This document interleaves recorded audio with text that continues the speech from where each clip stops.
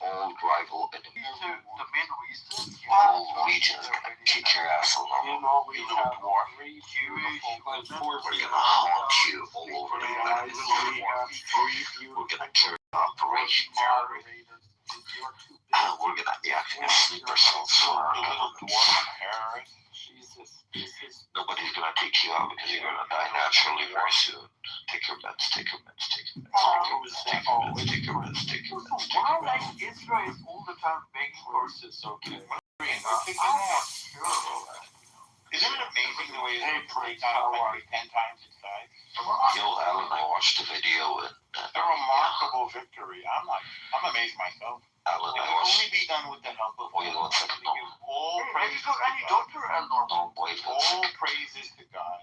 Can I speak to Alan? I don't think they can use those. Well, Mr. Yarbash, stop talking to normal, then I can get a word with Alan. Normal? Have you got any daughters? Oh my God. Alan, I watched the video in the capital of Armenia, Yerevan, right? Yeah. Yeah, in Yerevan, they were opened houses to accept condolences for Ali Khamenei, the Supreme leader of Iran. Oh, really? Yeah. You know why?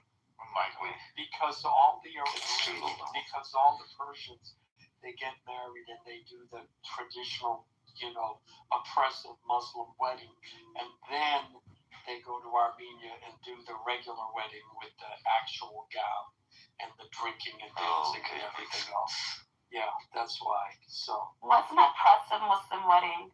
Sounds like fun. Yeah, but I always like to talk about the Anthony Bourdain episodes that he shot in Armenia. That was one of his best episodes. I thought it was beautiful. Did you ever see the when Conan O'Brien went to Armenia? No, I will watch that. Yeah, it's a whole thing. It's hilarious. But yeah, it's really good. Now, Princess, I think you got lucky with your nose. No, my nose isn't perfect, but I would never augment it. Well, not Jews. Did he leave? I had such a nice picture that I made of him. Look at this. Boom, boom, boom. Look, guys. Grok AI is actually really fucking good. I like them. Let me show you the picture I made for him. Look at mine first. Wait, I'm on PTR. Hey, fuck you all. Fuck you. Prince, your buddy Fred came in the room today. I'm telling you guys, fuck you all. Fuck you. I repeat, fuck you. No, Freddy VTR. This is me and the Tunisian guy.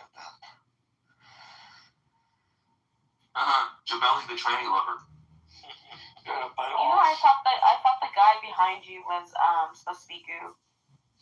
Yeah, they look like. I told him. Yeah, but Prince, I can also tell you, if there were people offering condolences, I hate people who don't speak proper English right now. Leader, it's probably the minority because the current government is very pro-American, so they're not going to say anything. And they're not sure about your soon. Hopefully, they gone as we start kicking out them. I don't know why people give their political views on this app. I hope you're paying attention. How to kick out colonial powers from your region. The entire world is colonized. You can't kick out nobody at this point. I honestly think this is gonna be the beginning of the end for American presidents in the region. I think these are the end times, friends. You know what? Every day, I believe in that even more.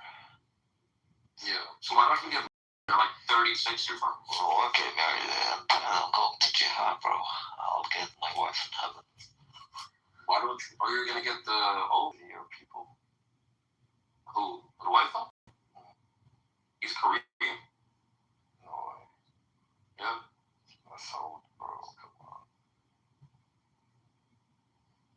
India girl just added me. I know who you are, India girl. Princess, can you remove India Girl real quick, please?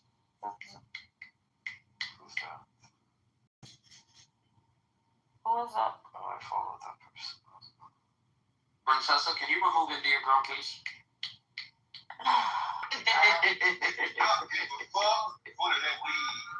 Come on, Mr. Steve, turn it off, please.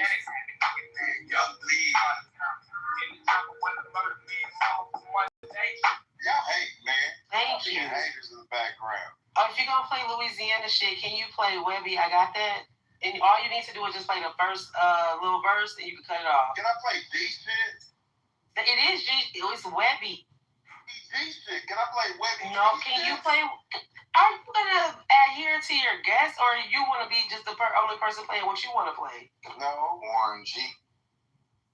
Can you play Webby? I Got That. Okay, are we repping our hometowns right now? Before I play somebody else's shit, how about that? Can you just play the song one pump? Like, for real. You just played that bullshit. It wasn't bullshit. What are you talking about? One pump, just play music. I think, once he gets through the playlist, we should rep our home like that, rep our hometown. See, I don't have no other device, but I can't play it over here. Well, we can get through even the playlist. Mr. Steve want to keep putting his. Right. Hey, don't be a hater all your life. One more time. Webby, what? I Got That. I got that. Mm-hmm. Then I'm done. He's a Y'all can have a flow. In the club, y'all. It's like, shit. Bullseye sweater going out.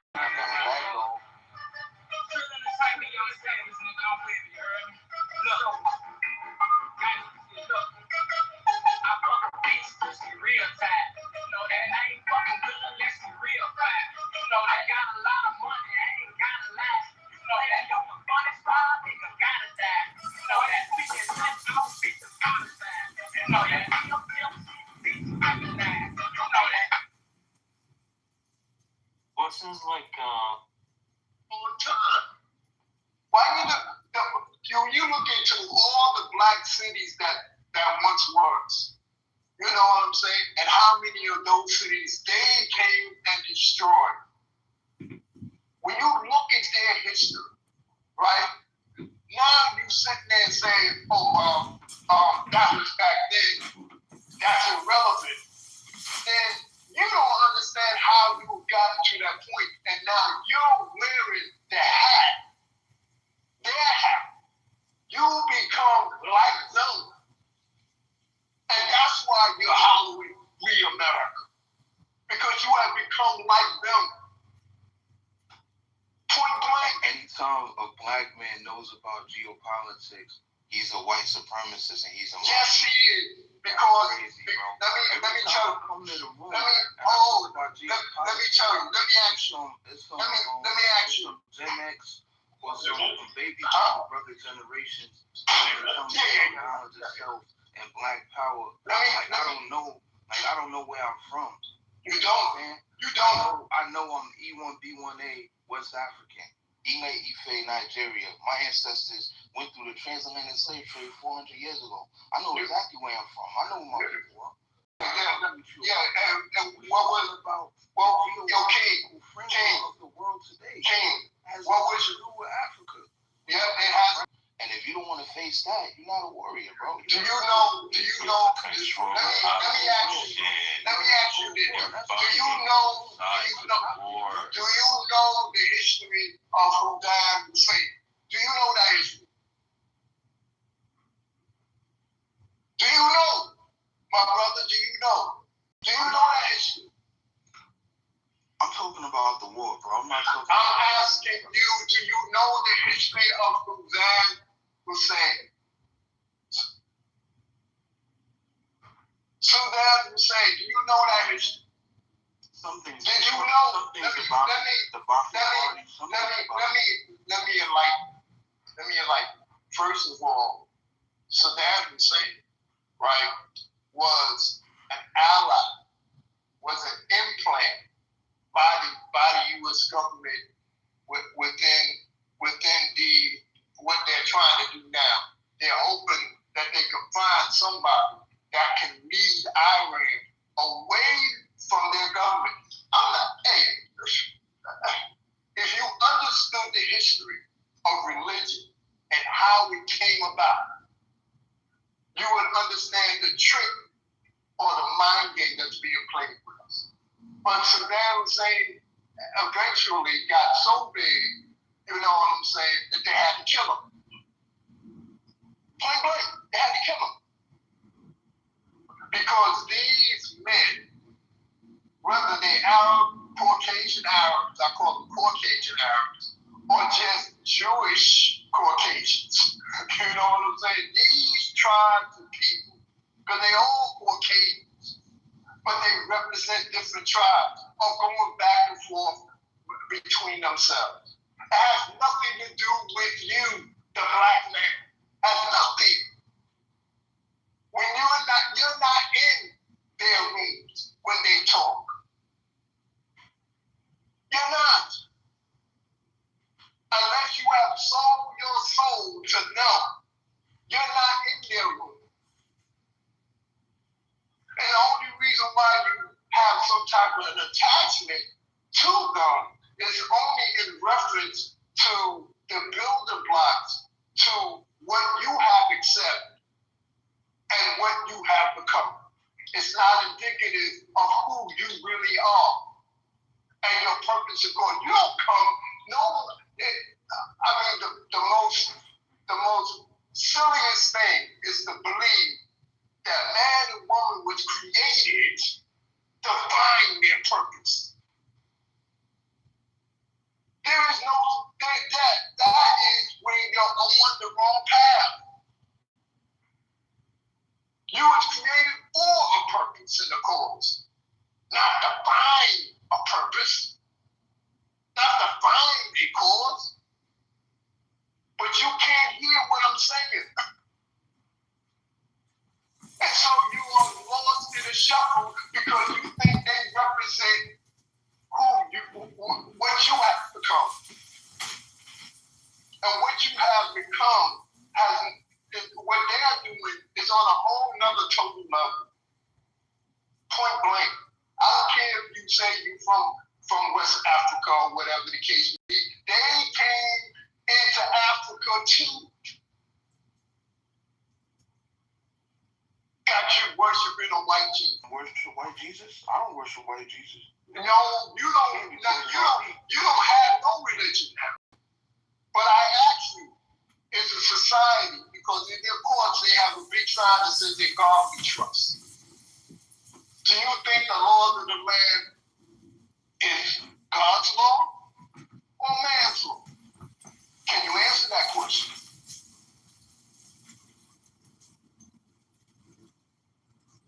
Can you answer that question? The law of the land should be an extension of God's will. But it has nothing. Because when you go into court, put your hand on the Bible, right? You know what I'm saying? And they talk about God we trust, but then they are allowed to kill you. When it says in the book that they gave us, thou shalt not kill, and vengeance is mine, says the Lord. What are they doing? You're not living under the Creator's law. You're living under the laws of man. Why do you think some of our women get so disrespected and then we have arguments, gender arguments between one another? Because it's being led by men. Point blank.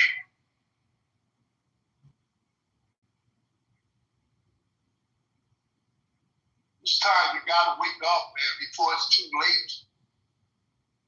Because there's a point where it's going to get to where there is no return. And then you lose your soul.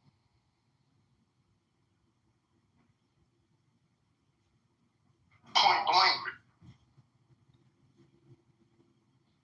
You think you need to wear their hat? Because that's all it is.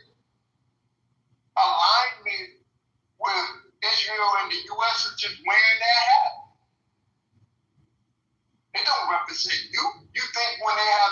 round table, you're at the table? Hell no. Give me one man or woman that's at their table that looks like you. Give me one.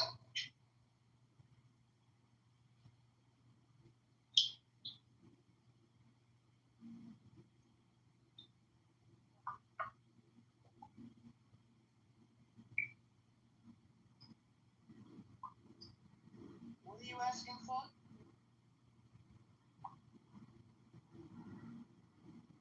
And if there's one at the table, right? When they at the table, and if I'm gonna land here, if there's one at the table, I'm gonna let you answer the question. If there's one at the table, that one at the table is a sellout. And our race is in the habit of living a life, whereas we're inclusive of everybody. But you don't see that in the Korean neighborhood. You don't see that in the Chinese or Japanese neighborhood or an Italian neighborhood. These things represent who they are. If they are Italian American, you know they're going to fly the Italian flag. If it's German American, you know they're going to fly the German flag. When it comes down to black people, whose flag are you flying? Whose flag? If they French American, whose flag are you flying? Can you land your plane, sir? Okay.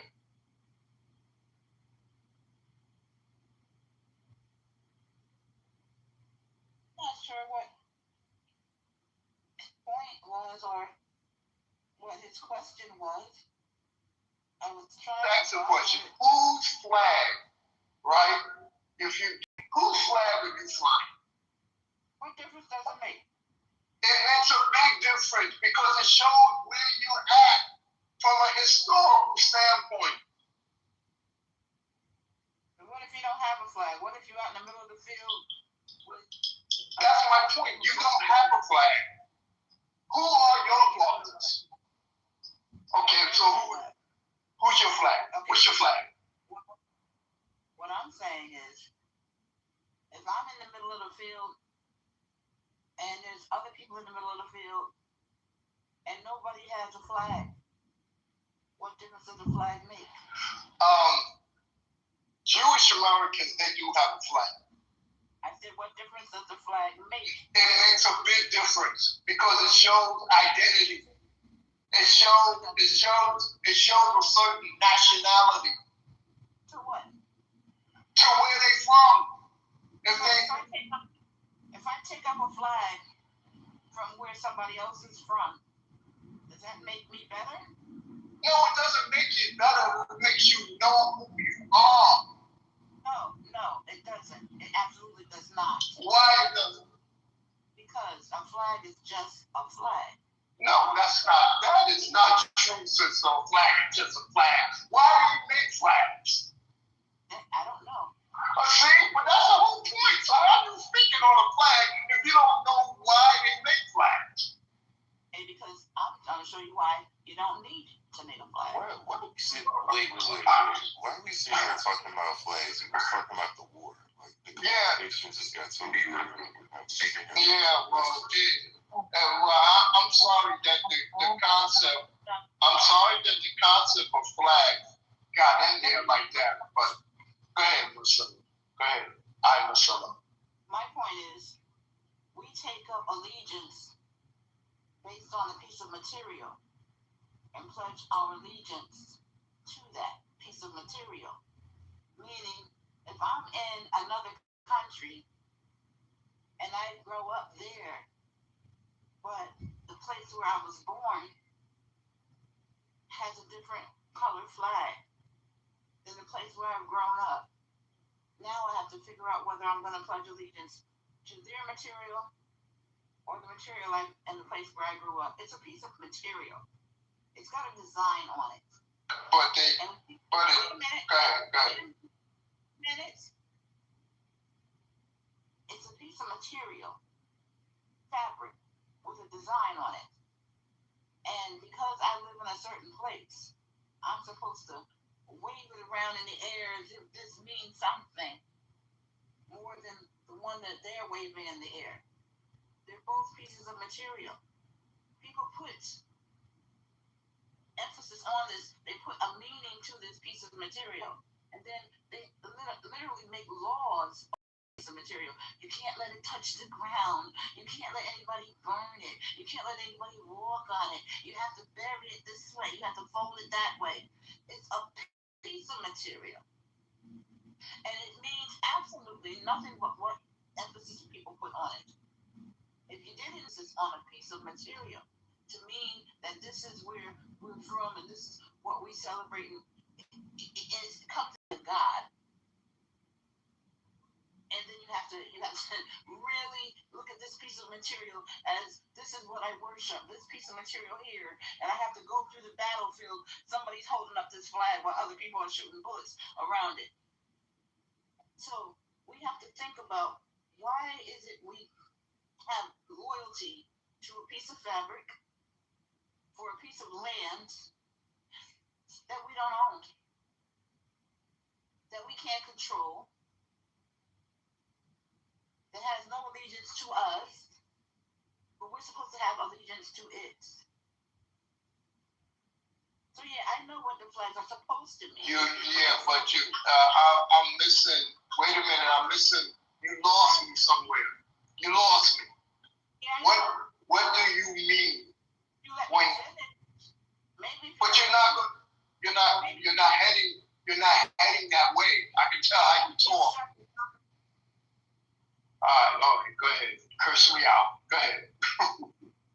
What I'm saying is, you went on for a minute, and you have your right to your thoughts, and I have my right to mine. And all I'm saying is, let us question why we go marching into war over a piece of land or fabric that we can never own, that we can never really put real meaning to. Are you talking about black people or are you talking about Caucasians? Everybody. Everybody? No, they have their agenda. If you listen to how we sound, they have their agenda as Caucasians. Even the 1% of them, they have their agenda of why they're doing what they're doing. Point blank, you cannot get around that. When you went to public school, right? If you went to public school, you didn't pledge allegiance to the flag. You didn't pledge allegiance to the flag. Absolutely not. Why would I? Y'all didn't say no pledge of allegiance, because when I went to school, when I went first, second, third, fourth grade, fifth grade, we had to, the first thing we did before class started, we had to pledge allegiance to the flag for which it stands. Huh? No, we didn't have to. You could if you wanted to.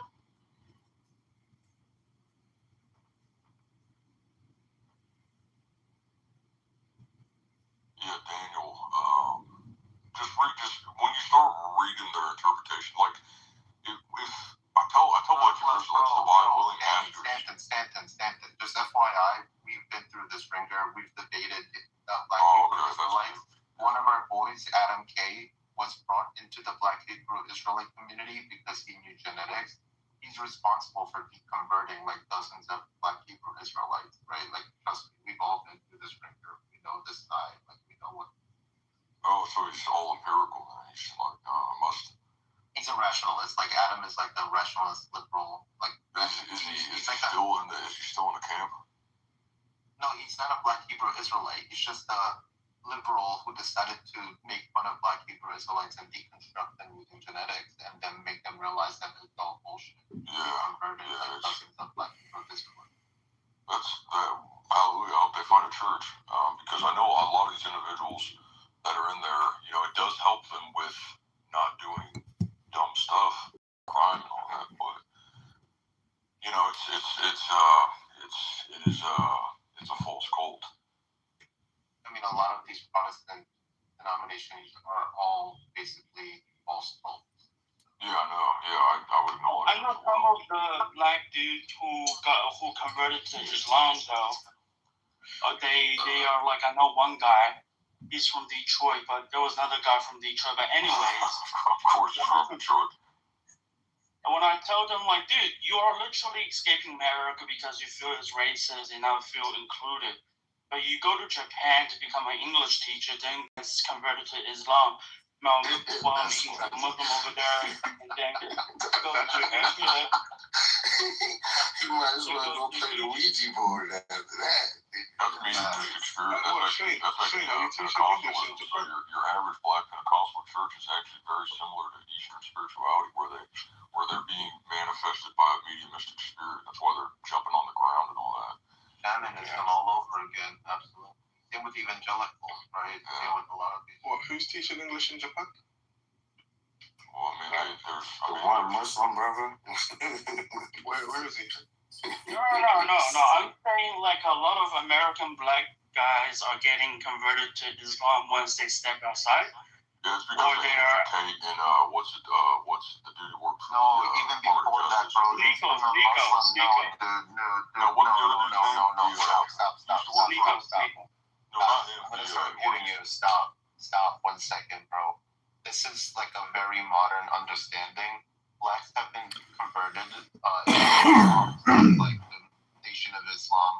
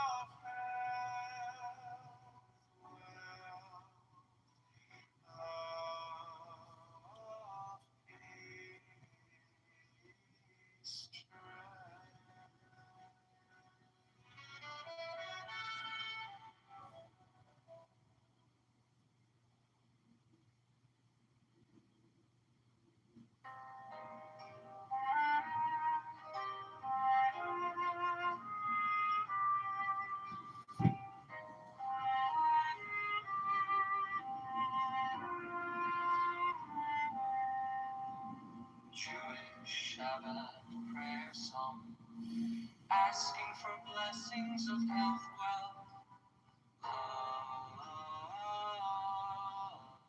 peace, strength. Jewish Shabbat prayer song, asking for blessings of health, wealth, love, peace, strength.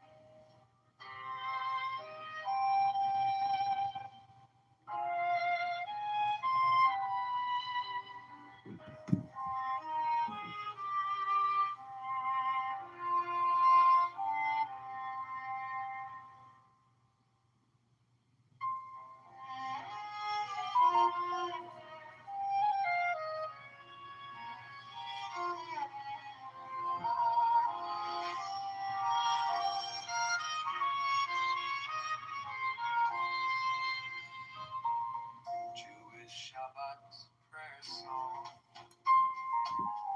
asking for blessings of health, wealth, love, peace, strength. Jewish Shabbat prayer song, asking for blessings of health, wealth, love, peace, strength.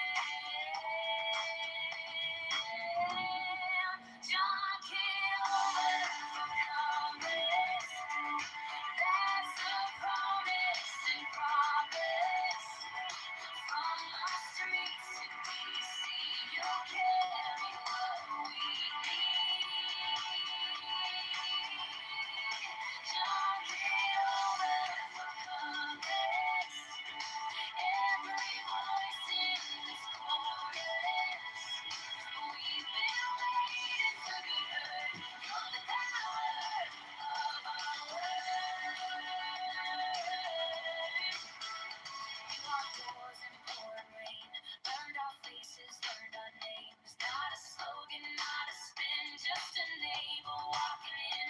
Talk to teachers underpaid.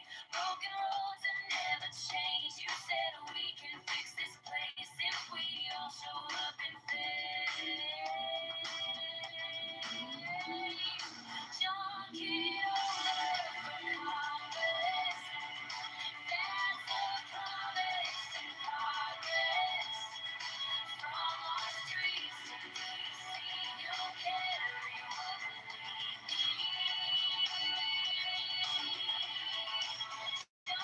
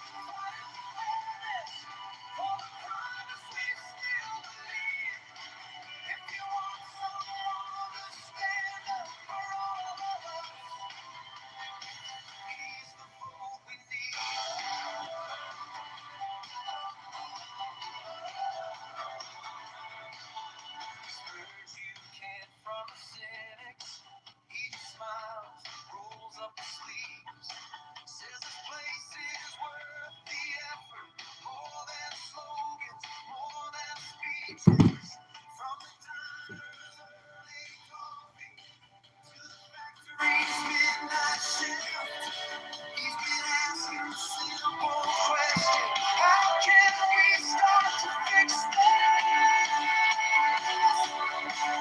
Kitover, running for Congress, running for people like us.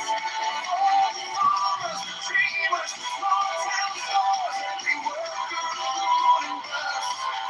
John Kitover, fighting for fairness, for the purpose we still believe. If you want someone to stand up for all of us, he's the one we need.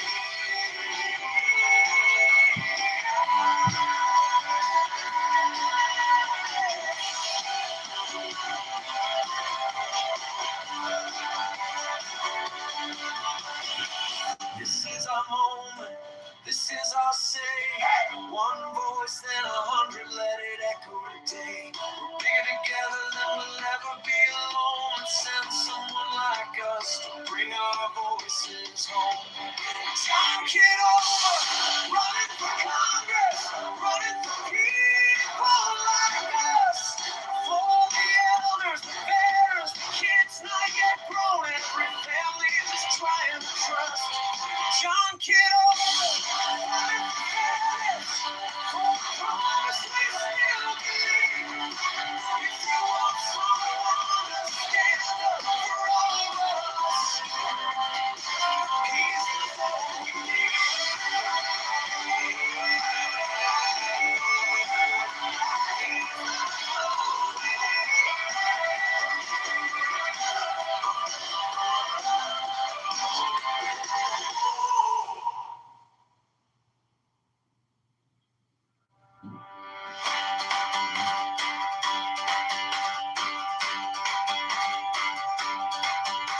Name on the sign at the corner, name on the lips of the crowd.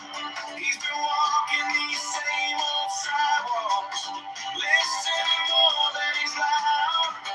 He knows every closed-up sofa, every school that needs a hand. He's a neighbor who shows up early, stays late to understand. John Kitover, running for Congress, running for people like us. For nurses, teachers, builders, every kid on the yellow school bus. John Kitover, fighting for fairness, for the promise we still believe. If you want someone to stand up for all of us, he's the thought we need. He's the thought we need.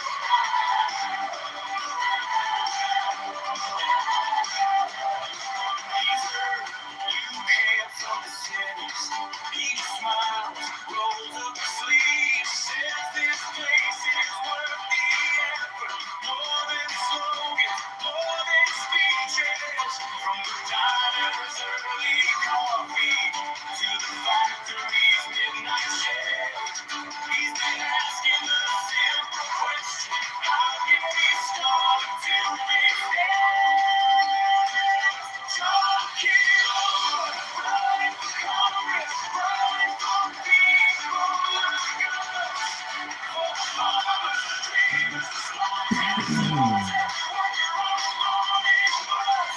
John Kitover, fighting for fairness, for the promise we still believe. If you want someone to stand up for all of us, he's the Lord we need.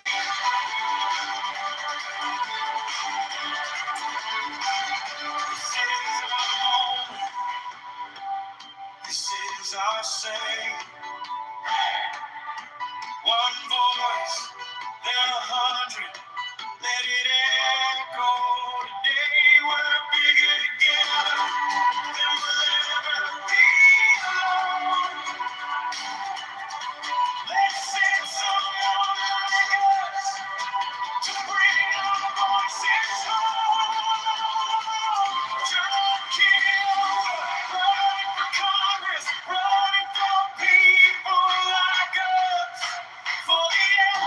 parents, the kids not yet grown, every family just trying to trust. Y'all keep on instead. For the promise we still believe. If you want someone to stand up for all of us, he's the vote we need.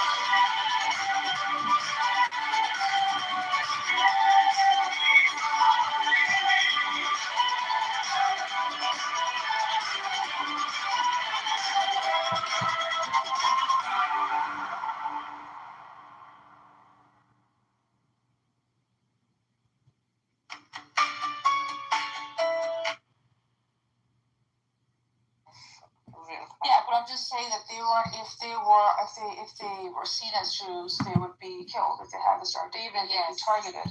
They would, right? Yeah.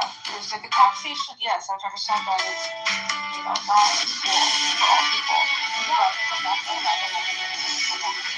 It's not like stripping away your identity. It's not just that. You can keep it, but yet you're like a minority and you're paying a certain kind of tax, actually lesser than perhaps. There was a treatment not based on taxation, it was based on who we're dealing with. For example, if we're dealing with a woman in a foreign country or a child or elderly, they are not presenting a particular military threat. So as a leader, I'm not afraid of these people. These are just public, laymen. They're not going to do anything, right? Or farmers, for example. Yeah, but the issue was for example, the militants, like the soldiers. These people that didn't have a choice. These people had either to become Muslim by force and become part of the army, or they're gonna have to leave the country, or they're gonna have to completely ask for a particular way where they can, because these people are literally soldiers. That's the threat. So it's based on the threat level. So like I said, the women in that case, you can do whatever you want, just live under the Muslim country. It doesn't matter because you're not a threat. But a soldier who used to fight in war, for example, and defeated his country, now this guy doesn't have a choice. Either if he wants to still live in this country, he has to be a Muslim, join our army, or in this case, there needs to be discussions what we can do with this, because you're not gonna just leave hundreds of thousands of soldiers just living in that city. What if they want to take it back again? It's realistically doesn't make sense. But it's still like when the Muslim conquered all these lands, that's how they created the peace. Hence why, same thing, even America on the other hand, America did it with savagery when they killed the indigenous people. How did that create peace? Okay. I get what he's saying. Because now you can live in America in peace. You're not worried about what do you mean with peace? somebody taking your country. What are you talking about? That was never America's country. Take. Yeah, but for the Americans going after the next generation of Americans who lived in that particular land. It wasn't like the Americans had a threat on their soil. That was. Are you afraid of anybody taking your house? The government can take your fucking house. Not the government. Let's not talk about the government and criminal. Well, you're not understanding something. Is there a threat of, let's say, a coup happening in your country that will? No. Well. Are you afraid of a revolution that will happen that will change the regime? Okay, exactly. So that's why you have that peace. But that's not peace. I don't understand what you're talking about right now. Yeah, you go to bed every night. You're not worried about it. Establish a system of governance within your country where people abide by those laws because of the consequences that come with it. That's one thing, but that's not. We can do that internally, but externally, you cannot do it without problems have been caused across the world. If the CIA didn't exist in America, and the FBI, you wouldn't have peace in your country. What? That's the CIA needed to exist. Destroy others to gain peace for ourselves. Well, not gain peace. It's to gain resources. That is peace. It's not peace. The CIA and the FBI, they're working, and the different agencies that work in America, that are spying on you and finding out if somebody wants to create a terrorist attack, somebody wants to do a coup. That's FBI. No, there's not one singular agency. No, that's the FBI. I'm talking about the CIA, which operates outside of the U.S. And do you know how many times the USAID has been involved in influencing the elections of other nations and causing disruptions? It's been the case forever. Even the Brits have done it. A lot of Western nations have done that. Doesn't matter which agency. There's NSA, for example. NSA spies on you. Enemies, you don't speak yourself, right? You're missing the point here. You're missing the point. I know, but what I'm saying is enemies, and there's sleeper cells that do erupt that can cause harm to your citizens because of the actions they're taking outside the country. Yeah, but like I said, again, in America, you're not afraid of for most of the part, other than criminal acts, which is obvious in any paradigm. But for the most part, you're not afraid of an external threat coming in, attacking you, living in America, because your country, your government was able to establish a dominance and take over the entire land. Was bullshit. Trump actually just said it earlier. Is Canada threatening you to take your land? They're threatening to turn the power off. What are you talking about? Is Canada threatening to take over America? Is Mexico threatening to take over America? Turn the power off. Are the indigenous threatening you they're going to take back their land? I mean, it'd be nice if they could. I'm asking. You're saying you don't want to agree with me. I'm saying America established dominance. They took over this territory and they established this country. In my opinion, who's threatening to take over America? Single entity. The threat is the government, not more than any single entity. We're not. That's not what we're discussing right now. My gosh, he's saying once you've established dominance, then in doing so, one can have peace. It doesn't last long. Have you seen history? It's secure. Yeah, but have you seen what happens over time? It doesn't matter. That's the only method. Yeah, over time it could deteriorate. That's all the point. We've seen it. When the Ottoman became lazy, never ends well, guys. It has never ended well. It doesn't matter. That's the only way you can establish any country. You have to force it. You not have to dominate it. That's the only way. Not necessarily. Okay, give me an example of a peaceful country that was Well, established. it was divided by violence. You go to India. It wasn't annexing land of others, indigenous people that existed there. It was actually. No, I want a country that was established based on just lovey-dovey. No, you're understanding something. People have issues. Even the indigenous had issues because within each other, right? You can have tribes going back and forth. You can have that on a very, very small level. It does not get to the point where you have widespread violence because whenever there's an external threat, it's very, very detrimental. I'm not answering my question. I'm asking about, give me an example of a country that was established without any wars. India? India was established without any wars? No. Africa? Africa as a country? Well, continent. Most of it has not been established where they're taking other people's land. No, but you're not understanding something. India was established without any wars? So of course, it was in 1948. There was a partition that was forced by the Brits. Before that, there were lots and lots of there were among smaller kingdoms. Exactly, smaller kingdoms within themselves, but not the nation as a whole. So I'm pretty sure if I go back to the history of India, I'm going to find hundreds of wars. I don't know why you give me India. Within groups within themselves, but they're not trying to. The establishment of India, the establishment. I know you for a fact, by the way, from the Islamic history that they took over. Can we just talk about India was taken over by wars by the Muslims. And I know the Mughal Empire. I know we fought the Aurangzeb and defeated him. Yes, I know that. But under the Mughal Empire, there are other leaders who never did any type of forceful thing. I think Babur the Great, or Akbar the Great, he was somebody that was. Fighting that area was always. Even from the BC, you had something, but it was there was attempts. There were multiple attempts, right, to try to annex, take over, and control. That's one thing. Did the Mughal Empire ever win? Did the Mughal Empire ever win to establish? That's all the point. I'm talking about Mauryan Empire.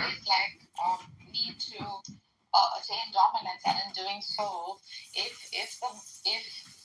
those who dominate are peaceful, good, cater to the well-being of their people, the collective, after they have attained dominance, that area will flourish. This is what he's saying. He's saying the starting point, however, would have to necessarily be some kind of destructive. It needs to be war. History of India from a dominance can be achieved, something like that. Correct? Exactly. So Mahayanapads in 600 BC was 16 major kingdoms, and then they frequently fought each other. That's in India. Then you have the Magadha expansion, and later on Mauryan Empire in 300 BC. Then the Kalinga Wars in 261 BC. Any country you're gonna bring is always been established by wars. External. That No, internal. Internal. I never said external. So was India divided by those different tribes? Those it was 16 different major kingdoms that used to yeah. fight each other. You know, yes, I've already established that. Yes, there's going to be fights within any nation, So right? in this case, you need to concede your point. There doesn't exist a single country in history. But India was not established. There was no fight with another. So do you understand my question now? My question was: is there a single country that ever existed in human history that was established without war? It's not established. It's not established. It's not being established. Again, you're okay. Is there India was? Hold on for a second. It's not about being established means it was created, it was made out of something that was not the fact. Like, for example, the United States did not exist until there's an external force that created, and it caused a lot of pain and hurt to the people that were there for them to make it. That's what you say established. Correct? I'm not talking about. Is there a single country that was ever established? Not established. Today or in history? Listen to the question, please. Ace. Is there a single country in history that ever was established without war? A single country. I don't think you understand what you mean by established. I think a country. Look, this is how a country happens. Normally, throughout history, there's always where people were tribal. Why? Because for them, they fought, for example, like a plot of. Can I please land? Hold on for a second. You know that UK. You're not even talking the same. You're talking over. No, but you want to ask something, right? The UK had that was a war. It was a war. It was political. You know that, right? UK is an example. UK was they thousands of wars inside of them. They colonized others. No. UK, the United Kingdom had thousands of wars. Wales used to fight with England. England established means it had to come into some sort of formal existence. It had to fight somebody who wanted that land. What? You're a bad interlocutor. You're not engaging the same point. Go ahead. No, I'm saying you're not even engaging the same point. Yes, because because you're not wording it right. Has there ever been a nation without war or conflict within? Talk about countries. Country, whatever. There's always been conflict within. Always. There's always been a fight of resources. No, I'm saying countries do not pop into existence. Countries happen, but why? Every single country has the exact same formula. A bunch of tribes or a bunch of nomads, everybody had their own territory, but sometimes they will fight each other because they want like, I want where you are, and so on and so forth. Then comes a guy who decides, you know what, let's unify together. Let's create alliances. Instead of fighting each other, let's get together. And then that develops into a country. That's always the same case, right? It's always a division. Somebody comes in, said, let's get together. He gets together, he becomes the leader, and then creates borders. This is our borders. This is us. And then either expands and continues as a country, or then later somebody else who had a bigger country takes them over, and then it changes and so on and so forth. So somebody had a bigger country that took over and changed India? There's a bigger country? I'm confused. Yeah, like there's countries who used to exist and now they're gone. They don't exist anymore. Like, for example, the idea of nation states is not, it's more recent. There's a lot of countries that they're gone from you history. see that. Yugoslavia, I understand that. But what I'm trying to tell you again is, at one point, this whole idea of countries establishing borders, this is more of a modern invention. If you go far back enough, it wasn't done in that type of way. Egypt was a country. Egypt was literally a country that had its own borders, and it has its own system, and was invaded by other people. Well, look at Palestine, right?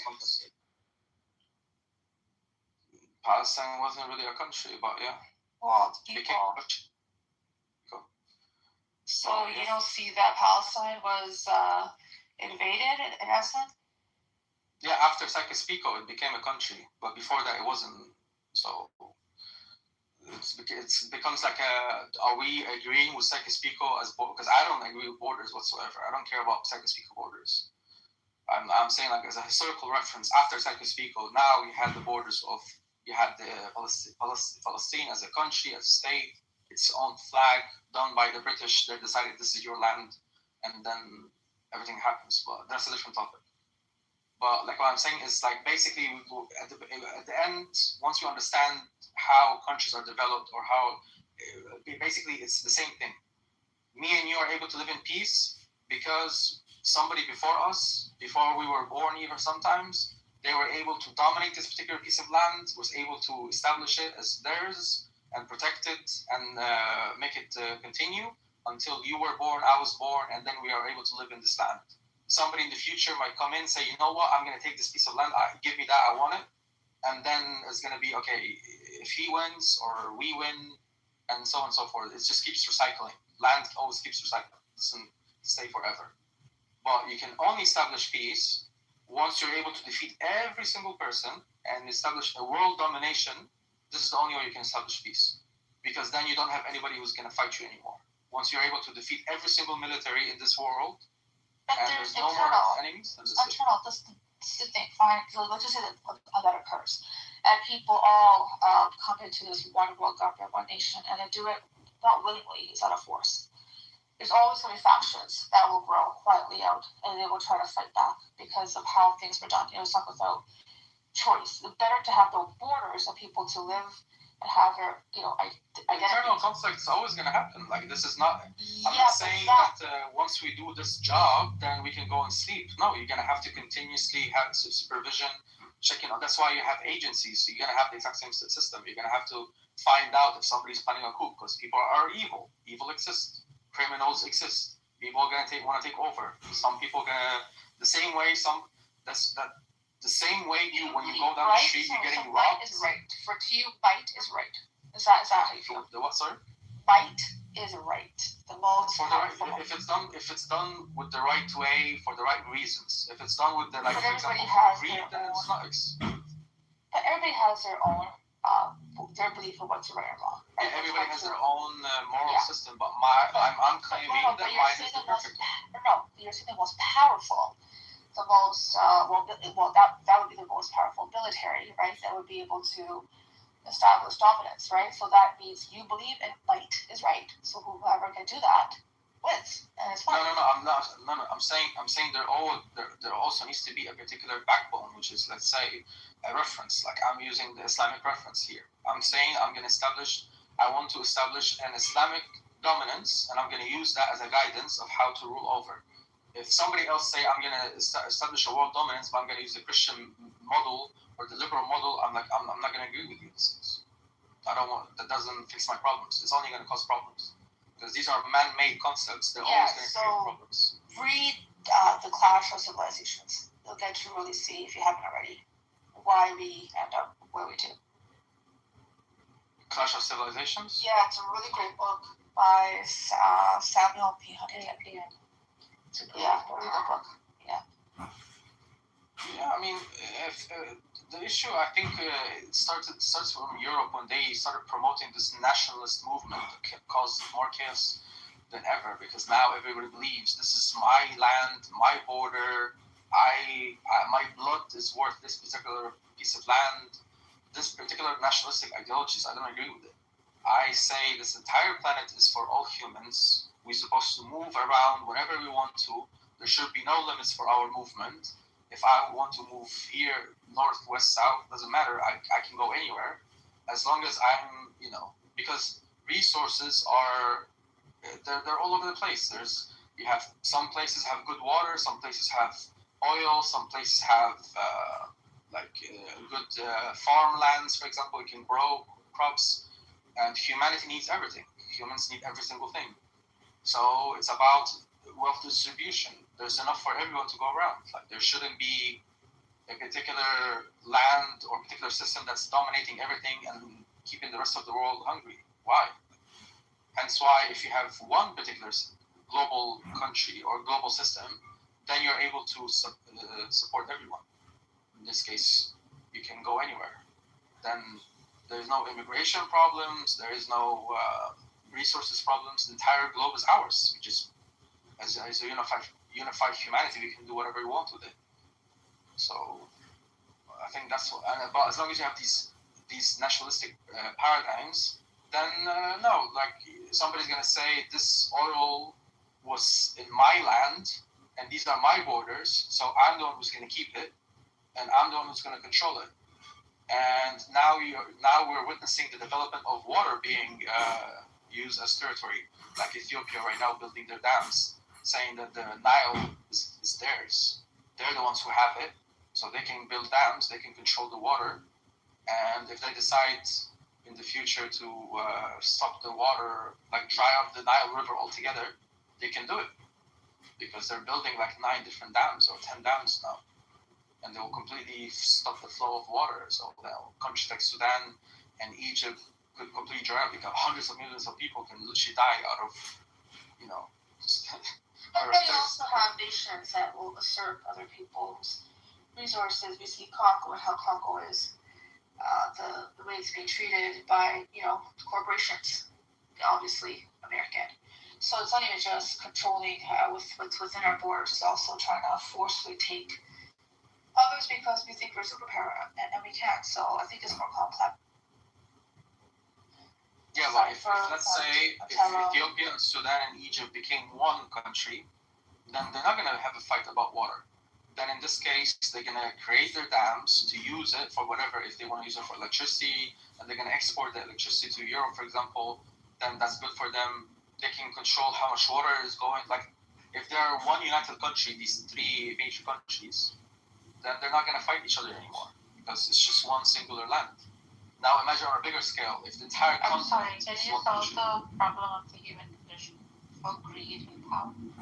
If the day you solve the problem for the human condition, our desire for more and more, because we think there isn't enough, right?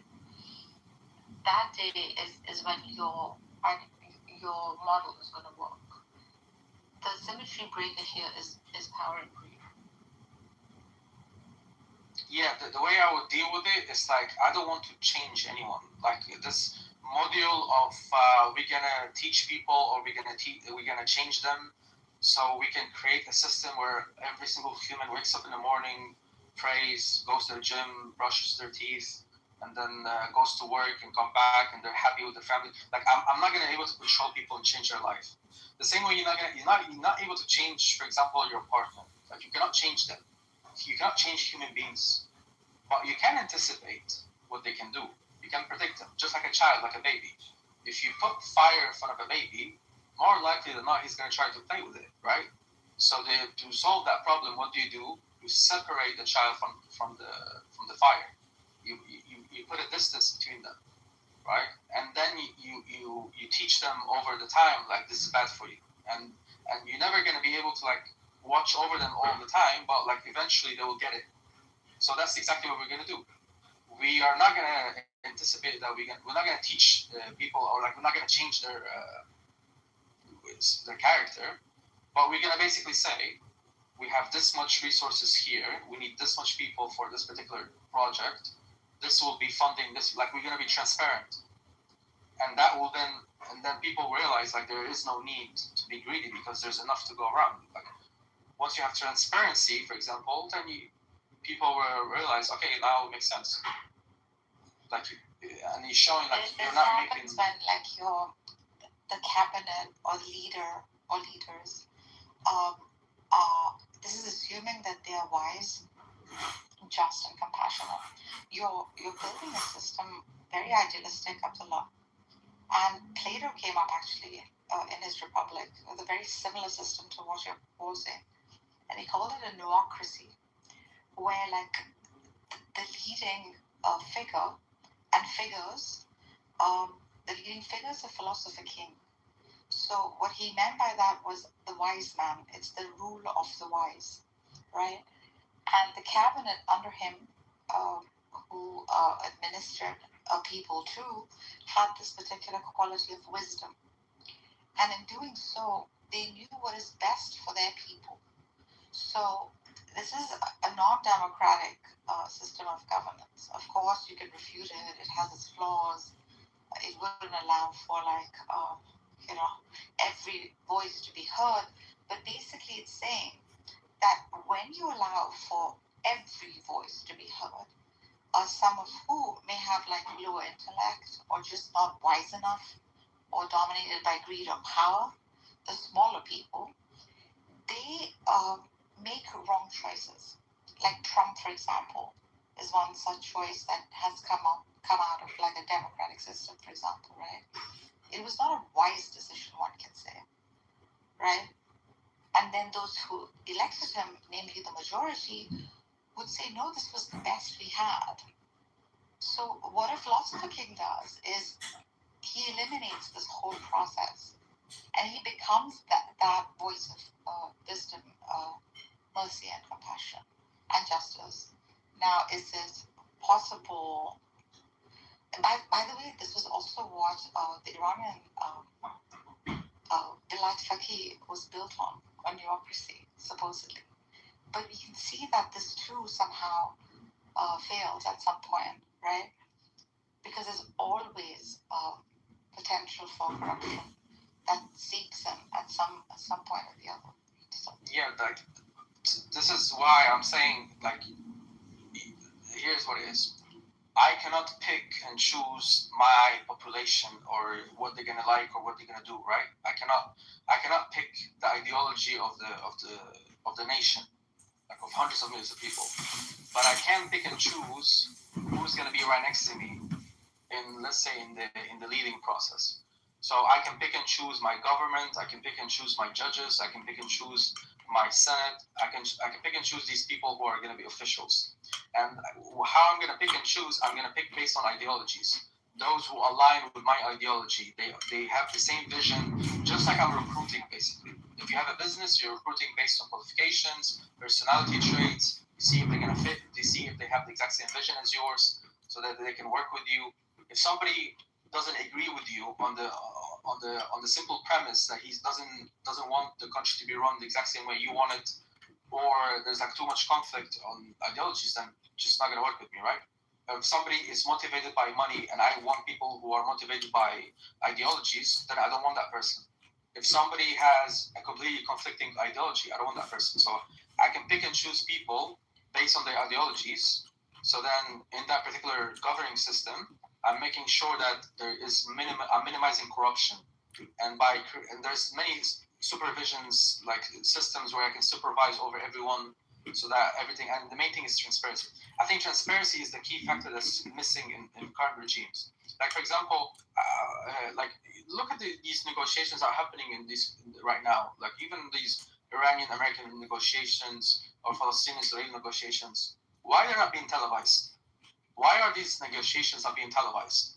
Why they're not discussing in public, saying everything they're discussing? How do you know that what they're doing is actually what they're saying?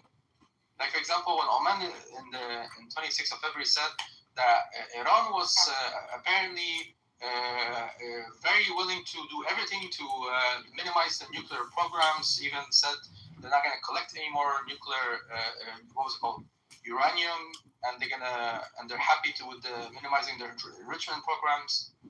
But why, if that's the case, then why not being publicly discussed? Why not showing, for example, to the public, this is what we were talking about, and these are the negotiations that going back and forth? What if actually what's happening in negotiations, Iran went on the table and said, we actually got pictures of Trump having sex with a baby. And then they said, okay, end of the conversations. We cannot have, like, what if they're scammers, for example? What if they're actually negotiating about money in this case? They're saying, hey, give us some money instead so we can let you, like, how do you know if there's corruption or not? There needs to be transparencies. That's why these negotiations between countries need to be televised, need to be shown. And that's why, for example, the Rasul, when he was negotiating, it was in public. Like Sulh al-Hudaybiyah, use it as a reference. Sulh al-Hudaybiyah was done in front of all of the Muslims. Everybody knew exactly what's happening. Even those who were not happy, like Umar ibn Khattab, he said, why are we accepting these terms and conditions? And why we're doing this, right? So negotiations should be done in public. So then if the other party is being deceiving or lying or using, for example, some kind of manipulation tactics, it's going to be on them. And it's going to be looking bad for their country. It's like, hey, look at the officials that you guys have elected for you to represent your country for these negotiations. They're corrupt people, and they're causing these negotiations to fail. So it's going to be on them in this case. So that's why, like, you have to have, like, transparency. You have to show. You have to explain. Like, you don't need to explain the military secrets, for example, to the public. Like, some things can be kept a secret. For example, like the deep state information that's very sensitive that could be used against you. If you're going transparent, you have to go all the way transparent. No. I don't need to. For example, I don't need to say to the people, if I'm weak in this particular location, if I get attacked, we might lose. I don't need to share this. This is by the military. We're discussing between us. I don't need to say, oh, we've lost. Like, for example, some of our equipment became bad. The software is not working anymore. If somebody attacks us, we're not going to be able to defend ourselves from this particular angle. I don't need to share that. But I can't share every single detail that's important for the people. Yeah. Like, how am I supposed to do that? So you're saying, like, to generate like motivation and to like bring about some kind of like inspiration. You don't like say you don't transparently like give out all information. So Plato also called that the noble lie, right? It is not just a lie. noble lie. No, it's not a lie. If there is a good reason, if like for example, the Rasul when he did Fath Makkah, because of Makkah, he didn't tell anyone that he's doing it. He told them, he just simply told them, everybody get prepared, get your weapons, we're going to a war. He didn't tell them where they're going or what's going to happen. They just told them, do it, that's it. So talking about a benevolent dictator, basically. No. I'm saying that if there is a good reason for me to hide particular information, this figure, this archetype, this leader is a benevolent dictator, basically. No, it's not. It is. Abdullah is a bit right, but okay, it doesn't matter what the Yeah, he's right in quite a we don't know. ways. But the problem is that the current leaders, the Iranian leaders as well as the American leaders, they actually don't feel the responsibility that, or they don't want the people to know. And that's what. So we haven't reached that level of transparency in government that we aspire for, where the people in the government are transparent with what they are doing. So the only reason this is not happening is because the Iranian regime also doesn't want its people to know what they're saying. It's not like Yeah, but why the negotiations are not being televised? Like, this is a crucial. Because they don't want. Okay, so there's corruption in that case. Yes. I don't need to believe everything that they're saying. Like, simple as. We can't believe everything the opposition is saying either. And that's why I'm saying, and if I want to create a system that's good for humanity overall, this is how I'm going to lead. I'm going to lead by being transparent. I'm going to show the people what's happening, and I'm not doing it, for example, to like, there's no democracy. I think it's I not don't need. democratic. It's not democracy. How are you going to then choose your leader? Yeah, I think democracy is a failure. I think it's how are you going to choose leaders? No. What technology are you going to use to choose leaders? I think leaders need to be chosen in a particular system where it's based on a particular criteria and it's being recycled. So, for example, you're going to do exams. Yeah. So what I'm looking at, number one is, let's say, it starts with those who are going to start a movement. Those are going to be the people who are going to, let's say, if let's say a major conflict continues, like this Iranian war with the Gulf countries, right? And somebody then decided to take it as an opportunity to create a massive revolution, took over the Saudi lands and the Gulf countries, for example, and like internal revolt. And they became successful, right? What they should do next is, since they're already in power and they're winning, and now they're taking over these territories, they need to elect people. Like, they have to pick people they're gonna work with them. So this starts with them. Say, okay, we want people who match our ideologies. Yeah, that sounds like RGC. Yeah, it is a democracy. He's talking about Plato's republic. It works if it has a government. Mike is right. That he's talking about. Yeah, you have to have people who basically are motivated by the exact same ideology. That's what it is. That's the core that you need. So you need to have the exact same. But this mind is good. Mike is right, kind of. That's stupid, man. Why? Because that's what Trump and Netanyahu are doing. They're showing Mike is right. Okay. Right, but what roughshod over anything else, because at this point in time they are strong. They have the strength, power. Right. And since that is justifiable. Hold on for a second, Nilo, to your point. Mike is right principle, then you have to see what the negatives are, and this is what the negative is. Because in their eyes, they think they're doing the right thing, right? In their perspective. And also, No, of course, they they are really into they don't think it's the right. They just think they are working on. Well, they deserve. Well, looking at Yahoo, I mean, they're everything not he's thinking done. about right. They're thinking about. No, is it for caring them, they or believe not. they're chosen, that it's us, it's me, and we can do Yeah. this. We have every right, right? That's yeah. And they use and religious. they have the right because they have the might, they have the power, they have the military might, so they can do whatever they want with their military might. That is how we have reached this situation. Correct. All means justify the end. That's why we are. I agree with this. If you want to have that, I'll let you have a situation. Okay, then refute it. One vote in Because the I have a moral guidance. I have a moral system. Yes. If any action will contradict my moral system, then it's a wrong Yeah, but action. that's your moral. This is key. But that's also Trump's. Trump will also say that. Yeah, his morality is the How did you know this is Trump's moral No, I'm system? saying because that, it's an yes, egoist yes, philosophy. he will also say Egoism, that. right? If What whatever serves I me think is right. I will do. Yeah, what serves me is right. I don't think that's necessarily true because Trump himself said that he believes he's going to hell. So he might be operating from a particular paradigm where he thinks that he's doomed anyway. So he's just Okay, doing but whatever. Netanyahu, the entire government, the Blue Party, they've always said this is their right. This is, they've actually used their religion to try to justify it. So this is like, there's no universal principle that you can apply because everybody has their own deal. Yeah, the Jewish psychology is based on that they want to live as much as possible, and it's all about they want to live as much as possible. Okay, That's so what what it is. does it have to do with the way that they assert their? That makes no sense. So go and destroy. So yeah, I'll tell you. So this is why, like, for example, Are you people are talking justifying about. it? Are you justifying it now? No. I'm explaining psychology, like how it relates. It's not about It's like psychology. if you want to, yeah, what's not about psychology? It's not about psychology. You need to understand your enemy if you want to defeat them. So that's your enemy? Oh my What God. is the Jewish psychology like? As if like there is specific psychology based on adherence of a certain religion or ethnicity. No, but it develops, right? No, it develops based on ideology. No. It's called the religious ideology because it develops into a religious psychology. Eventually, if I keep telling you you're special, chosen, and important, at some point, no, not everyone says that. Everybody. Christian ideology is based on original sin. What are you saying? Not everyone says that.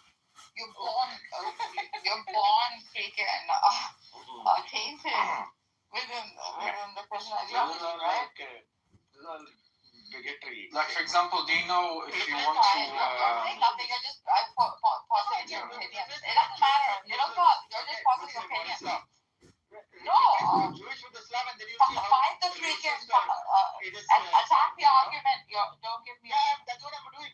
You're painting a broad brush. You're taking an ideology and saying that this ideology has a certain psychology.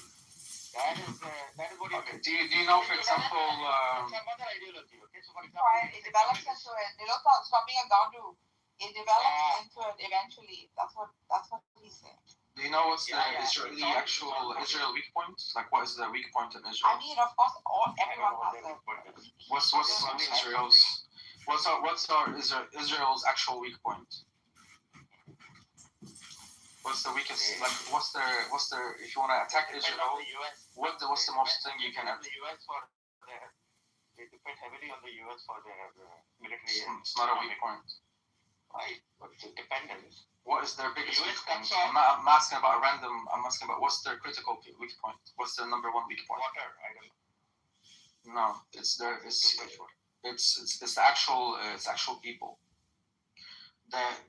That's what I'm saying. It's like it's related to that. Their weakness is their people, because the number one, their little numbers compared to the rest of the world. They're a minority, and they cherish their lives extensively. They care a lot about their own lives.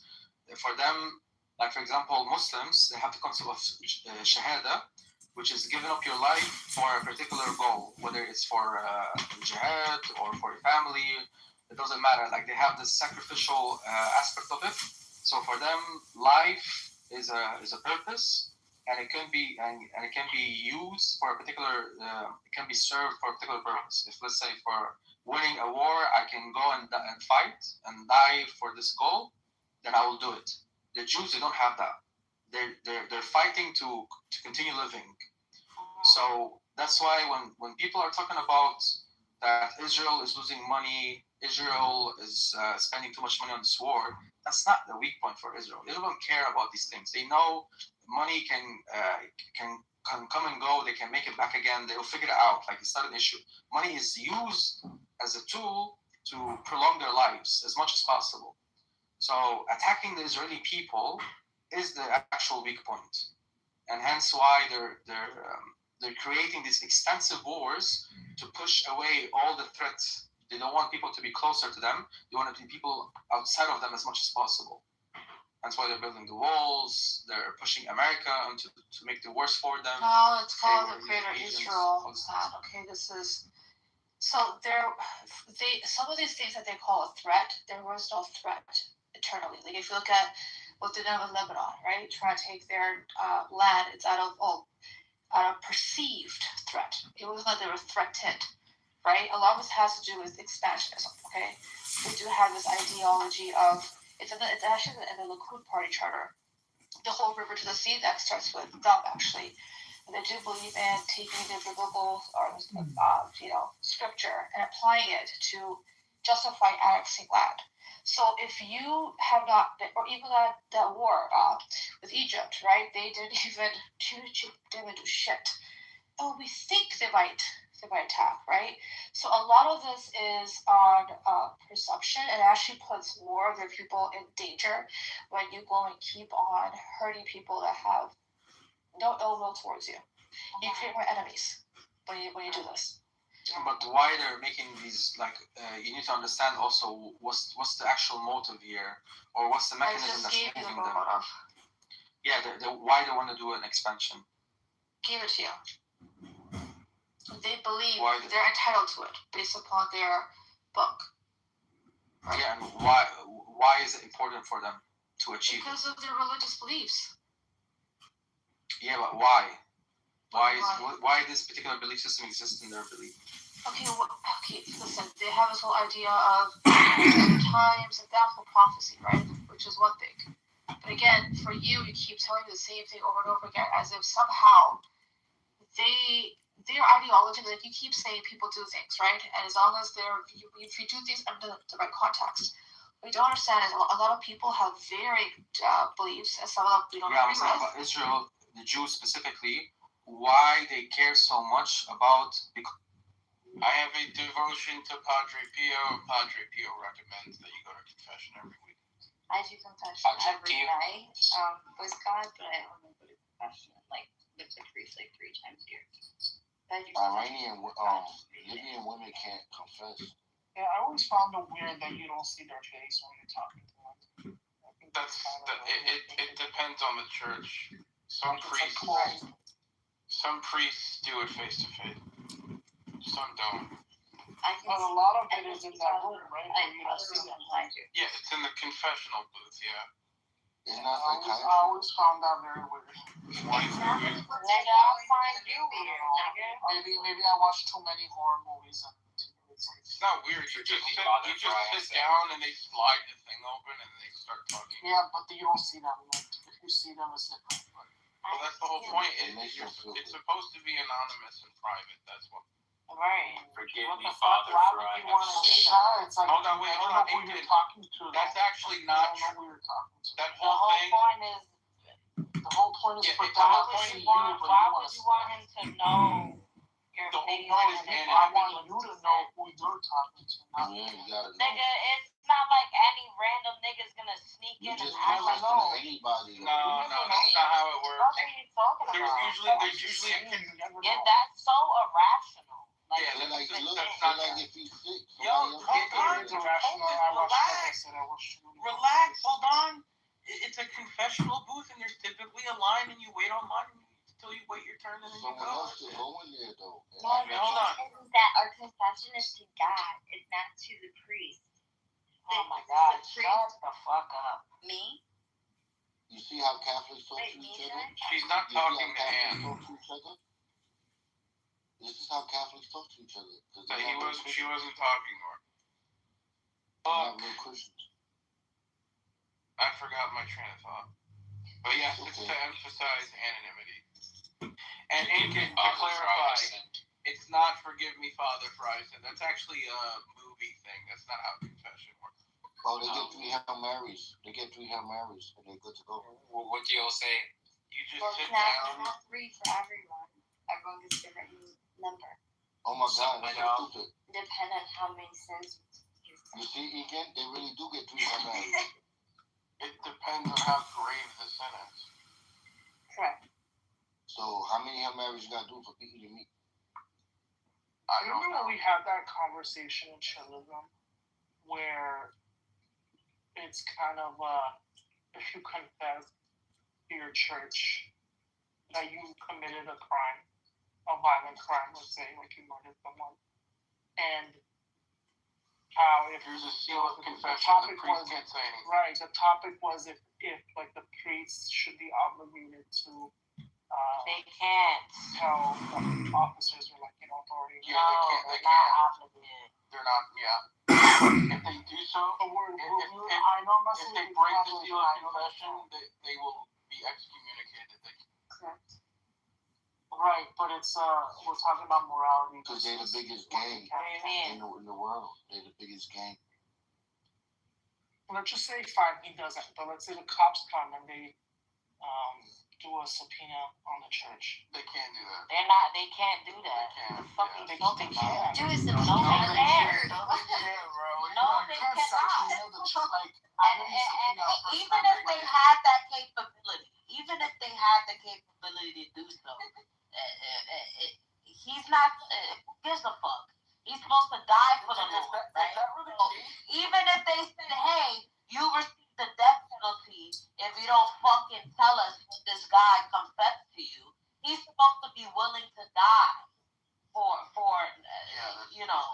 the cause. If he's a proper priest. Hold on, Shai. If that's the case, then you would see the FBI and all federal law enforcement going to churches to try and get all the mobsters they have under their surveillance. There are exceptions, though, guys, specifically for child abuse.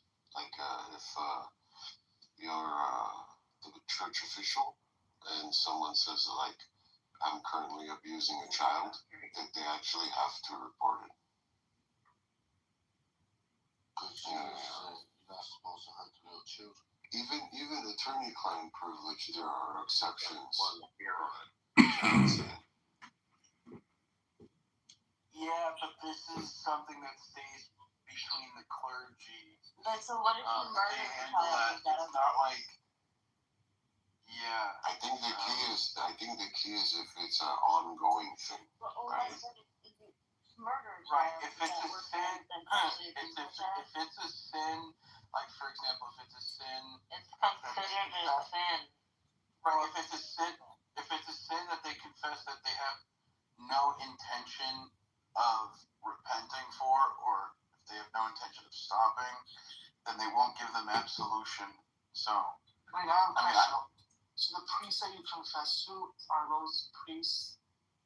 Wait, are they allowed to have children or not? No, their dicks don't work. No, they're not. Your dick don't work. Get married either. No, but there's ones that do, right? Okay, so us, like me and Shai, we're part of the Roman Rite, the Latin Rite, which is the main rite in the Catholic Church. But Eastern rites, like Byzantine Catholics, I believe they can be married, but they have to be married before they're ordained. Once they get ordained, they can't get married. So it depends on the rites. That's why they be touching So- little boys. So imagine if you go and confess that you killed the priest's son. Like, what are they gonna do? He's gonna be a fake These priest. fucking hypotheticals are I'm just a They guy. don't It's know. just The law for so that, dumb. that stands for It's considered like a sin for a priest to It's a tell moral people. sin. Like, Yeah. it's not. Y'all are not So let's just understanding. put things with the hypothetical though. If a priest had a son before he got ordained, or a daughter, and he got ordained, and he's listening to people's sins, and someone comes and says, "I killed your daughter." the same rules apply. Yeah, the same rules apply. Him as a priest, right? He's gonna have to forgive him. Right, Yeah. and priests That's just can't how. have children. Hey, Wait, it's coming back. I have a question. So if they are married before they're ordained, would it in the Eastern Catholics, which I'm not privy to, so I've looked that up. But like, if they got married and had a kid before they were ordained, is that okay? Yes, that is okay. Yes. Can they have children after they're ordained? They cannot have children afterwards. Only in our church, if you go to a priest Those kids And be you tell considered them. bastards. and you tell them that you killed somebody, like Like it's your the same kids? thing. Like they won't get involved. Or if a law authority comes in and I mean, I asks don't questions. think we really talk to our priests or Yeah, like that. We church won't. Yeah, we people won't like that. confess. Yeah. But Because let's they're just say real they did. Christians. Yeah, real Christians. I mean, I think it would just depend on the dude. Some might snitch you out. If you don't confess to the priest, as in like What is the law? we're talking. When you guys like, that's weird that you can see the face. No, because we're talking to God. Your hope in terms of the impact. So, do you guys think it's common for Catholics to go to, let's say, a church further out so the priest won't recognize their voice? Yeah, Catholics do that all the time. Yeah, that makes sense. Yeah, Because I mean, like, bro, my voice is. There are people who have like habitual sins, and they don't want to keep going back to their parish priest for the same sin, so they'll go to another one. You see how they run around God? Look, let me just say this, y'all. As a Jew, they always told us this. If you steal, you act like the camera's looking, you start creeping around. They All say they to told act you like to that. do is They suck say the like, look, foreskin off they of say people. like you should act like that all the That's time. what the fuck They they say told like you. you should act like that all the time. How to Because suck God is fucking watching babies you all and the time. penis time. He's confused. Settle down, settle down, settle down. He doesn't know.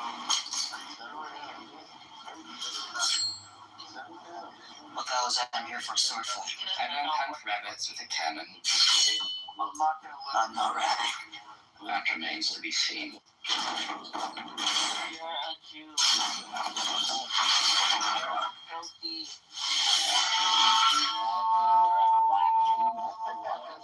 You're a walking officer. That's what I get.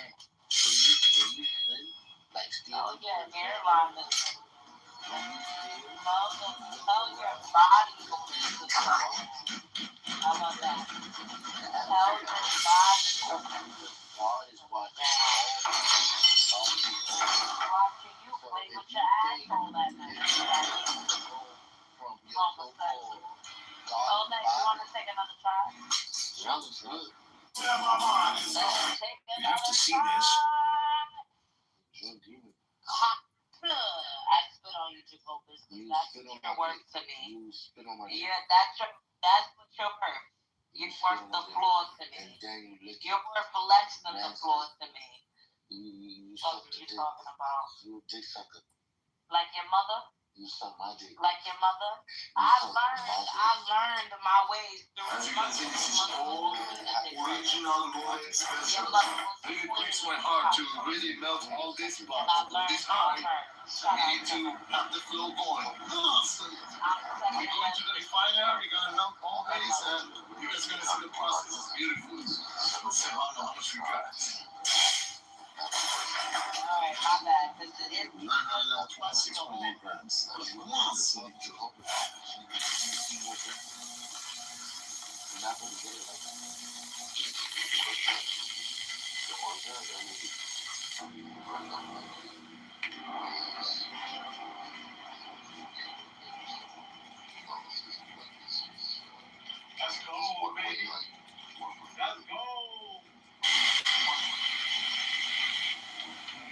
But cremation's like not bad.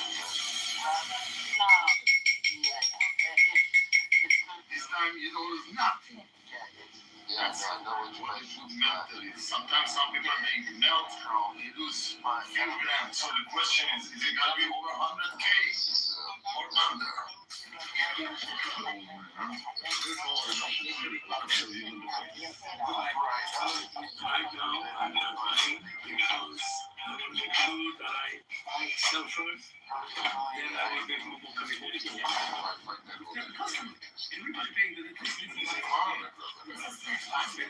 Everybody today paying 3 or 4 days, please. Hey, let's check the computer.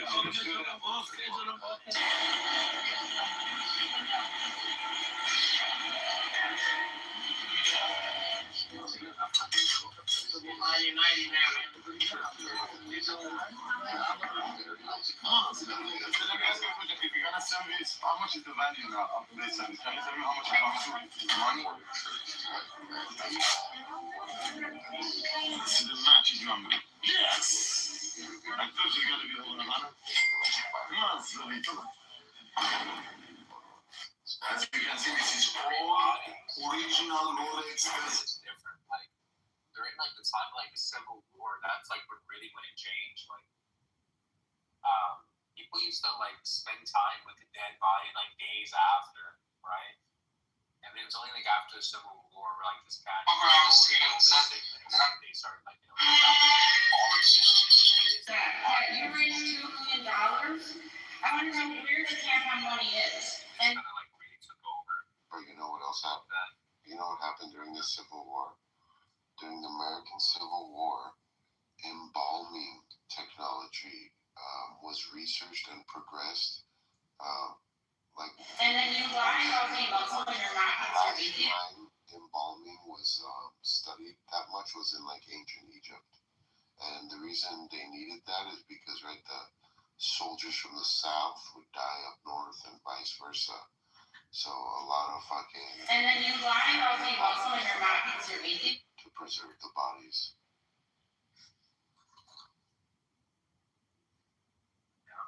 And it was the first like major war with photographs. And then you... I have this 5-volume set, photographic history of the Civil War. It's crazy photos, man. Crazy fucking photos. You see the most disgusting things that just make me question.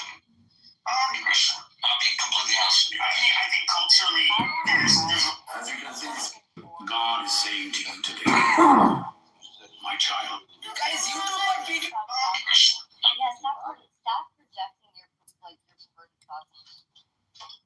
If somebody tell you want to fight at 3 o'clock in the morning, you think they not perverted? Like you are not Christians in here.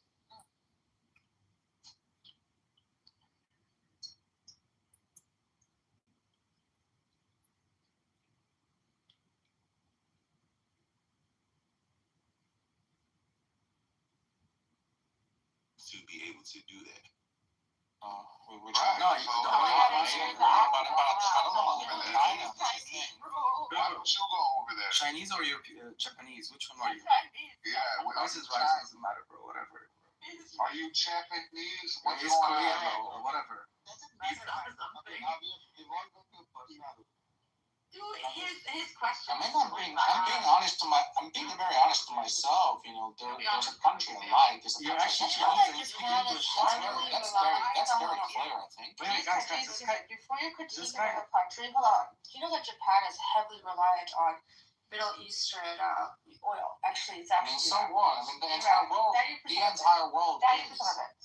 The entire world. Right. I know. So So when you critique, if you like it so much, go live there.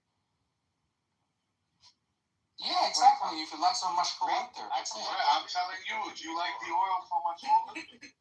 I don't like the oil there. I mean, I'm driving a Tesla. So what do you? I don't need your petrol. I mean, exactly. You should be telling that. If you're not much, so live there. I mean, you are being double standard. And where is the electricity coming from for the electric car? Where's that electricity coming from? I mean, that's the logical is